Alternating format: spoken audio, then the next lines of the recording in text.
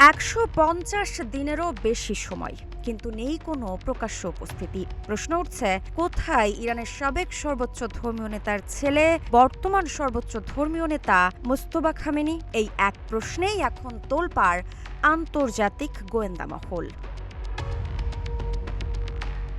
দাবি করা হচ্ছে এতদিন ধরে তিনি কোনো ফোন ব্যবহার করেননি, কম্পিউটারে সংযুক্ত হননি, এমনকি যোগাযোগ রাখছেন বিশেষ বার্তাবাহকের মাধ্যমে। আর সেই কারণেই তার অবস্থান শনাক্ত করতে হিমশিম খাচ্ছে বিশ্বের অন্যতম শক্তিশালী গোয়েন্দা সংস্থাগুলো।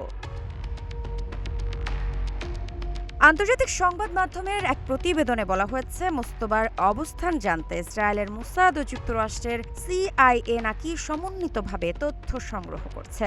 কারণ তিনি প্রকাশ্যে না এলেও ইরানের গুরুত্বপূর্ণ সামরিক ও কৌশলগত সিদ্ধান্তে এখনও প্রভাব রাখছেন, এমন দাবিও উঠে এসেছে।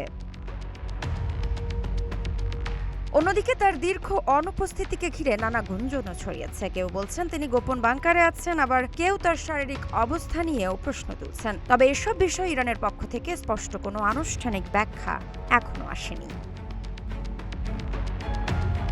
তাহলে সত্যিই কোথায় মোস্তফা খামেনি?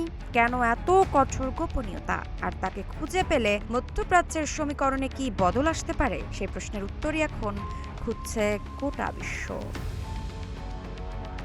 ঋত্বিকা সিনহা বিশ্বাস, গ্রিন টিভি ডিজিটাল।